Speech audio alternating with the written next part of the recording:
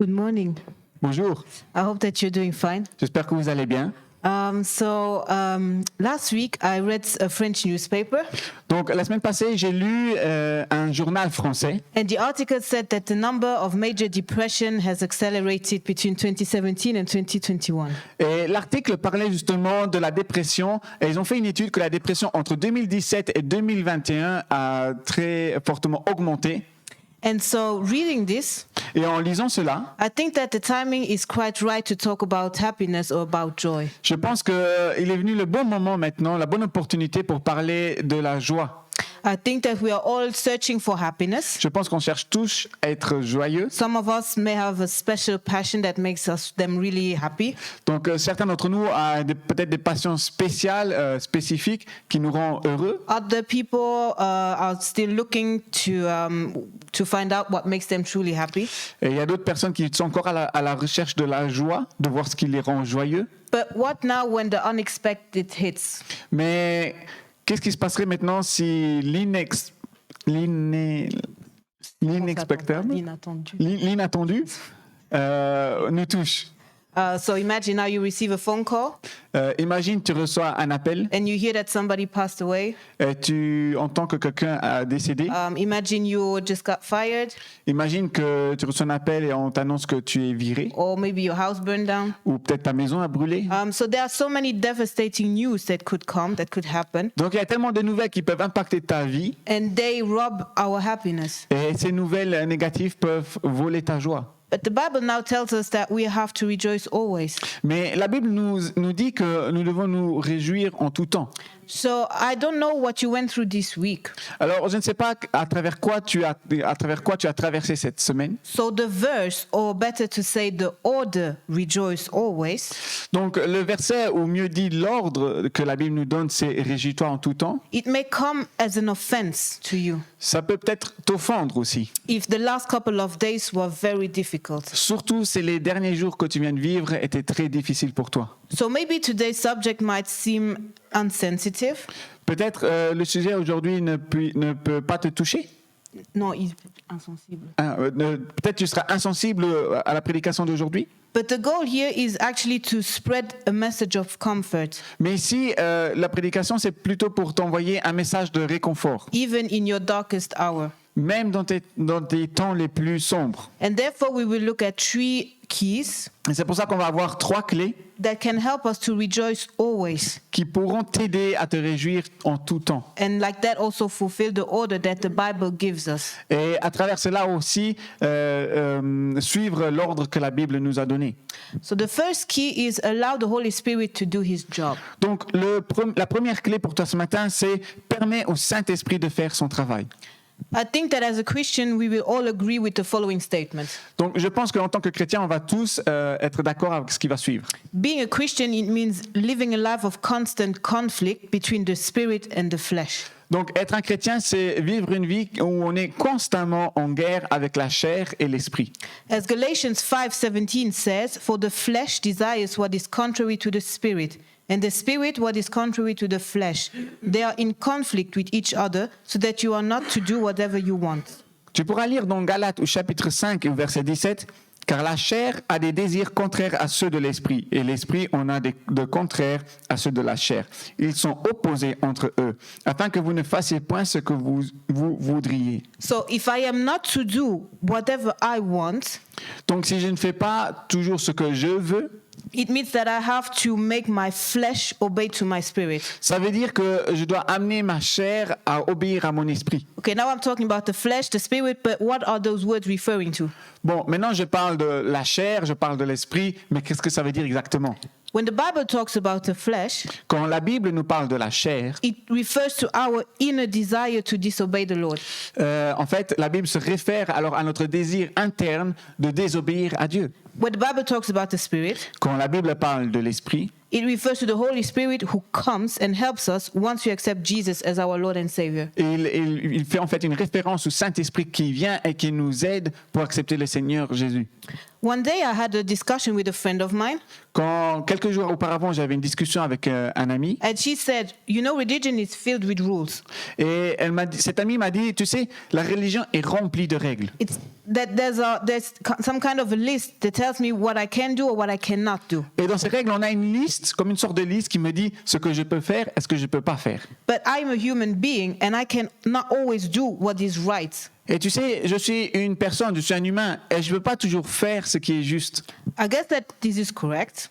Je pense que c'est correct. Because in Genesis 6, verse 3, the Lord himself declares that humans are corrupt. Parce que dans Genèse, au chapitre 3, tu pourras lire que l'humanité... 6.3, excusez-moi, au chapitre 6, verset 3, il est écrit que l'homme, l'humanité est corrompue. So all by ourselves, Donc tout par nous-mêmes, we won't be able to overcome the flesh. on ne sera pas capable de surmonter la chair. And this is the reason why we need the Holy Spirit to come and help us. Et c'est pour cela qu'on a besoin du Saint-Esprit, et c'est la raison aussi pourquoi il doit venir dans notre vie et nous aider. So basically speaking, Donc si on parle, what happens is that once we accept Jesus, ce qui se passe, c'est qu'une fois qu'on accepte Jésus, we receive the Holy Spirit, on reçoit le and Saint-Esprit. he comes to help us to overcome the desires of the flesh. Et qu'on reçoit le Saint-Esprit en nous, et il vient et il va nous aider justement à surmonter les désirs de la chair. Because these desires are opposed to God's prescriptions. Parce que ces désirs sont en fait contraires au commandement de Dieu. And the Holy Spirit, when he comes and lives in us, Et quand le Saint-Esprit vient en nous et qui vit avec nous, he also has different particularities. il a aussi quelques He particularités. has fruits. Il apporte des fruits. And these are all listed in Galatians 5, verses 22 up to 23. Et ces fruits, tu pourras les trouver dans Galates au chapitre 5, du verset 22. But the fruit of the Spirit is love, joy, peace, forbearance, kindness, goodness, faithfulness, gentleness, and self-control. Et voici ce que sont les fruits. Mais le fruit de l'esprit, c'est l'amour, la joie, la paix, la patience, la bonté, la bénignité, la fidélité, la douceur, la tempérance. Joy is a fruit of the Spirit. La joie est un fruit de l'esprit. Joy is within you as long as the Holy Spirit is in you. La joie est en toi aussi longtemps que le Saint-Esprit sera en toi. So rejoice always, the order that you will find in 1 Thessalonians 5:16. Donc tu dois toujours te réjouir, être toujours dans la voie, comme tu peux voir dans 1 Thessaloniciens. Chapitre 5, verset 16, excusez-moi. And Apostle Paul actually, led by the Holy Spirit, he gave every Christian this order. Et l'apôtre Paul, justement, va donner cet ordre aux chrétiens. So a normal person Donc une personne normale or a rational person, ou une personne rationnelle, he only gives orders that are also possible to do. et il donne juste des ordres de faire de ce qui est possible de faire. For example, you will not ask a 3-year-old child to go and do and to go and clean the entire house because this order makes no sense. Un simple exemple, tu ne vas pas demander à un enfant de 3 ans de nettoyer toute une maison parce que c'est un ordre qui n'a aucun sens. So now here, the Apostle Paul is giving us the order, rejoice always. Mais ici, dans ce contexte, l'apôtre Paul nous donne l'ordre de nous réjouir en tout temps. But the question is that possible? Mais la question est, est-ce que c'est possible? I'm a Christian, yes, but what does that mean now? Can I not be affected if something bad happens? Alors, je suis une chrétienne, oui, mais qu'est-ce que ça veut dire exactement? Est-ce que ma joie ne sera pas infectée avec les choses mauvaises qui peuvent arriver? James 1 verses 2 up to 3 says, "Consider it pure joy, my brothers and sisters, whenever you face trials of many kinds, because you know that the testing of your faith produces perseverance." Tu pourras lire dans Jacques chapitre 1, versets 2 à 3. Mes frères, regardez comme un sujet de joie complète les diverses épreuves auxquelles vous pouvez être exposés, sachant que l'épreuve de votre foi produit la patience. So James, he invites me to consider the trials that I face as pure joy. Donc en fait ici Jacques nous encourage en fait à voir les épreuves dans la joie pour qu'ils produisent. Because the outcome will be will produce perseverance. Parce que justement le fruit de ces épreuves ce sera la persévérance. But what does that mean now? Mais qu'est-ce que ça veut dire exactement? Okay, James is not saying you have to laugh every day. He's not saying you can never get mad, you can never get upset. Ok, mais qu'est-ce que ça veut dire exactement? Parce que James ne dit pas tu ne peux pas toujours être de mauvaise humeur. Les problèmes ne peuvent pas toujours t'affecter. No, what he's saying is that trial will strengthen your faith. Non, en fait, ce que James dit, c'est que les épreuves vont renforcer ta foi. This faith gives you the assurance that that while you are walking in the wilderness, God's Spirit is still with you. Cette persévérance va faire que tant que tu vas marcher dans les épreuves, il y a le Saint-Esprit qui sera avec toi. So you won't have to walk all alone by yourself. Donc tu n'as pas à marcher tout seul à travers les épreuves. So by faith, you are not just reassured that God walks with you, Donc par la foi, tu n'as pas besoin d'être réassuré que Dieu marche avec toi. but in addition to this, you know that where God is, His Spirit is. Mais au contraire, tu peux être sûr que là où Dieu est, son esprit est. So the very fact that you are going through the trial does not erase the Spirit's presence, actually. Donc le fait que tu traverses les épreuves n'efface pas la présence du Saint-Esprit. So you're going through hardship now. Donc peut-être tu traverses des épreuves difficiles en ce moment. The Holy Spirit is there. Le Saint-Esprit est là. He's filling you with peace which transcends all understanding, as it is written in Philippians 4, verse 7. Et justement, pendant que tu traverses ces épreuves, le Saint-Esprit est là avec toi. Et il te comprend et il te remplit avec une grande paix qui surpasse toute intelligence, comme il est écrit dans Philippiens chapitre 4, verset 7. And since now the Holy Spirit is present, Et comme maintenant le Saint-Esprit est présent, joy is also present, la joie est aussi présente, because joy is one of the Holy Spirit's particularities or fruits. parce que la joie justement fait partie des fruits du Saint-Esprit. So do not diminish the Holy Spirit in you. Donc ne rabaisse pas le Saint-Esprit en toi durant les épreuves. The second key is do not grieve the Holy Spirit. Le deuxième point, c'est n'attriste pas le Saint-Esprit. People who rejoice during the trials are people who trust the Lord. Les gens qui sont joyeux durant les épreuves sont des gens qui font confiance au Seigneur. In fact, they have the assurance that they are not alone, but that God surrounds them in their trial. Et ils sont dans cette joie parce que justement, ils ne regardent pas l'épreuve, mais ils ont une confiance dans le Seigneur durant ces épreuves. There are many different reasons why we might lose trust. Et il peut y avoir beaucoup de raisons pourquoi nous perdons confiance. And when it comes to me now, Et si je devrais le rapporter à moi maintenant, I easily trust the Lord for some issues in my life. je fais facilement confiance au Seigneur pour quelques problèmes dans ma vie. But in other issues, I have to admit that I don't trust Him as I should. Mais dans d'autres problèmes, dans d'autres épreuves, je dois avouer que je ne fais pas confiance au Seigneur comme je le devrais. And this only has negative effects. Et cela m'affecte négativement. At times, I don't understand why the Lord allows some hardships. Et un temps où je ne comprends pas pourquoi est-ce qu'il permet? pourquoi est-ce qu'il permet certaines épreuves. So I guess that there is always something that I have to learn. Donc je suppose qu'il y a toujours encore quelque chose que je dois apprendre. But sometimes I don't understand what I have to learn. Mais des fois je ne comprends pas qu'est-ce que je dois apprendre. And so I start doubting the goodness of God. Donc je commence alors à douter de la bonté de Dieu. And when I doubt, my peace disappears. Et quand je commence à douter, ma paix disparaît. And when my peace disappears, I start no longer to submit to the power of the Spirit, but I start submitting to the power of the flesh. Et quand ma paix commence à disparaître, alors je ne commence plus à me reposer sur la puissance du Saint-Esprit, mais c'est plutôt les doutes de ma chair qui commencent à apparaître. Ephesians 4 verse 26 says, "In your anger do not sin." Dans Éphésiens au chapitre 4 verset 26, si vous mettez en colère, ne péchez point. So it is Apostle Paul talking. Donc ici c'est l'apôtre Paul qui parle. And it's the same Apostle Paul who told us that we have to rejoice always. Et c'est le même apôtre qui nous a dit réjouis-toi en tout temps. Anger, sadness, doubts, these are all different elements that are opposed to joy. La colère, le doute, ce sont tous des éléments qui s'opposent à la joie.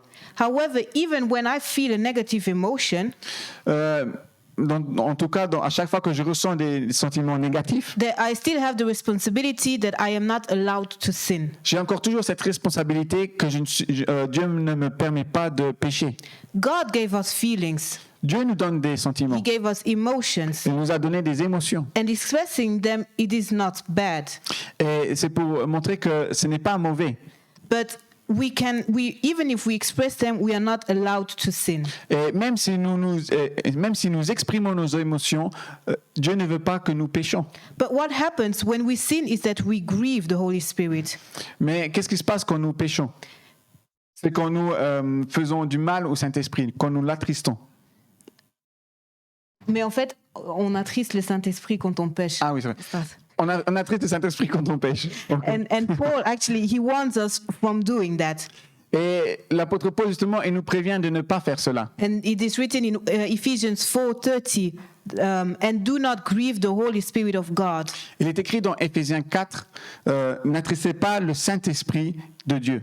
So by sinning, we grieve the Holy Spirit. Donc, quand on pêche, on attriste le Saint-Esprit. And that's a problem because the Holy Spirit's goal is, or one of his mission, is also to provide joy and peace in every situation. Et cela va créer un problème parce que la tâche du Saint-Esprit, c'est aussi de t'amener de la joie dans toutes les situations. So how can I now be filled, or how can I rejoice always? Alors, comment est-ce que je peux être rempli ou comment est-ce que je peux me réjouir en tout temps? If I am actually making the one who is the provider of joy sad. Si justement j'attriste le Saint-Esprit, celui-là qui m'amène la joie.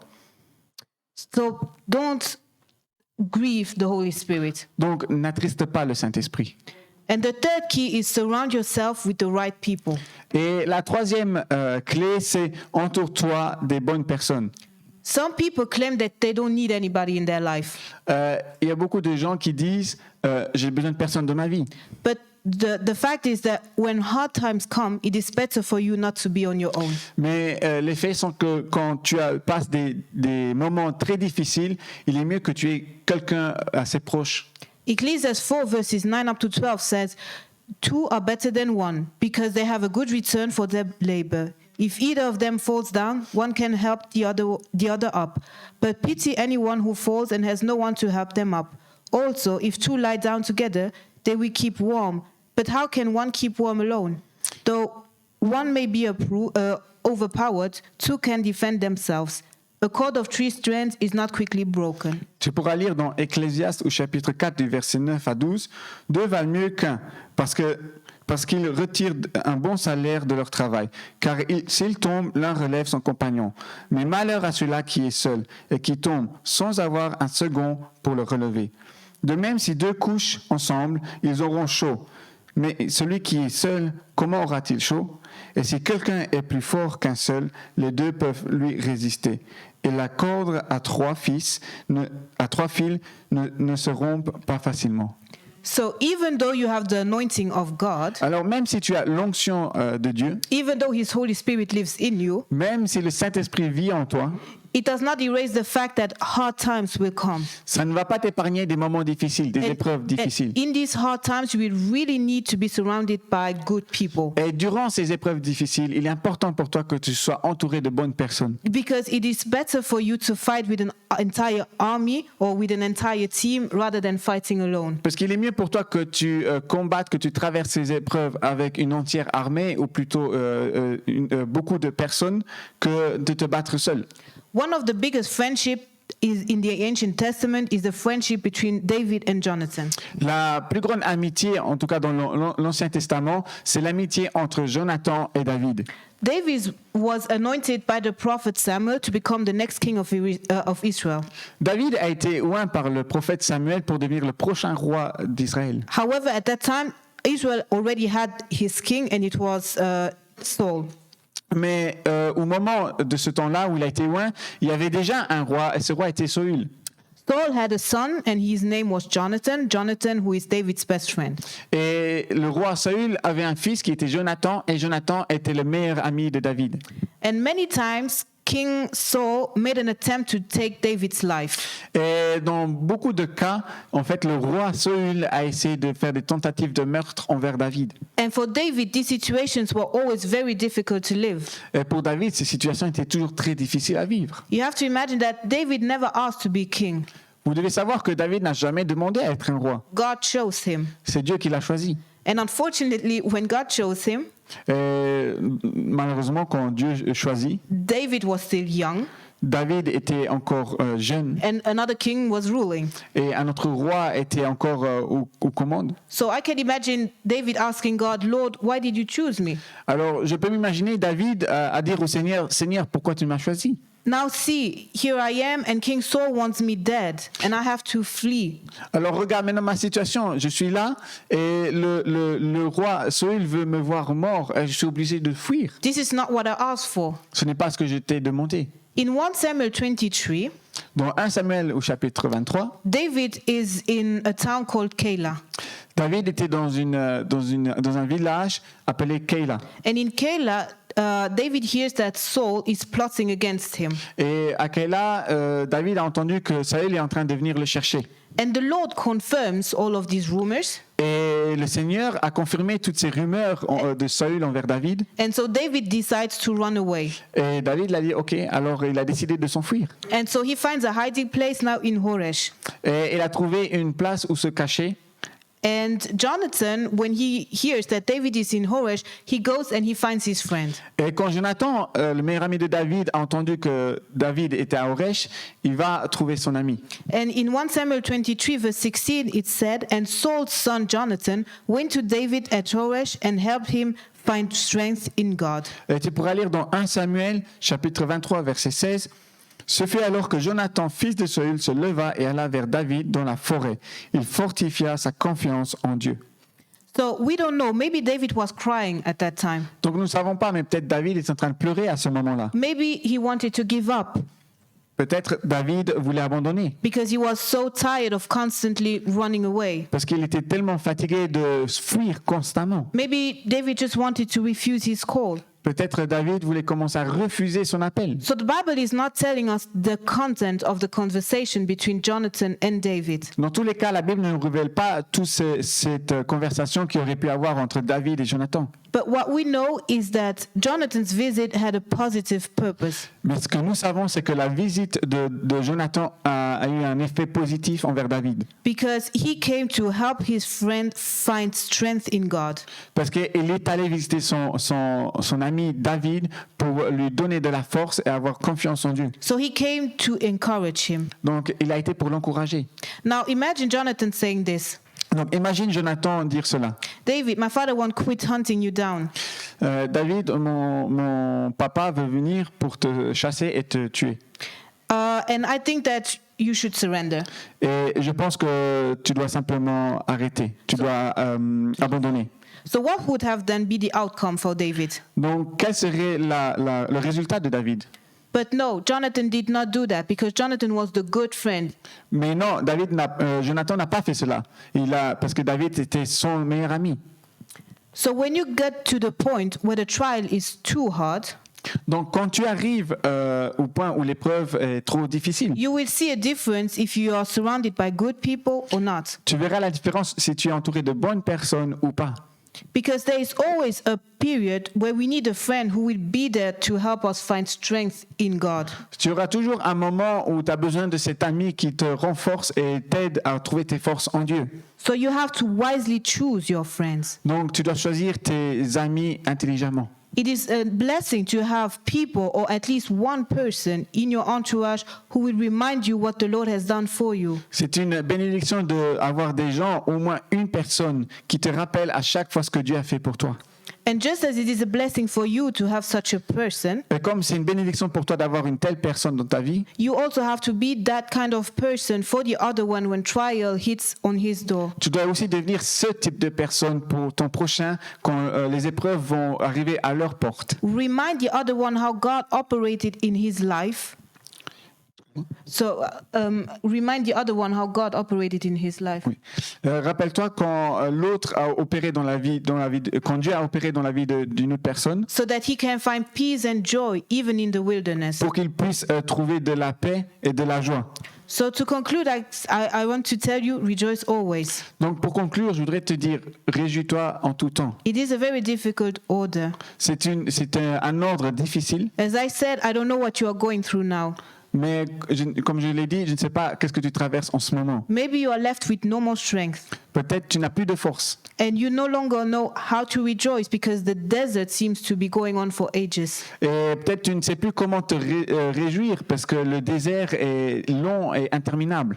But the way you will get out of the desert, Mais de la façon que tu vas sortir du désert, it has a lot to do with the way you live while you are still in the desert. va beaucoup impacter de la manière que tu vis pendant que tu es dans le désert. So people who trust the Lord within their trial, Donc les gens qui font confiance au Seigneur durant cette épreuve, they know that their own strength is not enough. ils savent que leur propre force n'est pas assez. They know that they cannot control everything. Ils savent qu'ils ne peuvent pas tout contrôler. And actually, this allows them to lay down their burden at God's feet. Et justement, cela va leur permettre de mettre leur poids au pied du Seigneur. And so coming out of the trial, Donc quand tu vas sortir de cette épreuve, those people are a living witness of how God provided for peace, even in situations where, rationally speaking, you cannot have peace. ces personnes vont devenir un vrai témoignage de comment Dieu a pu leur donner la paix, même quand on sait que des fois, dans certaines situations, il y a la paix qui n'est pas rationnelle.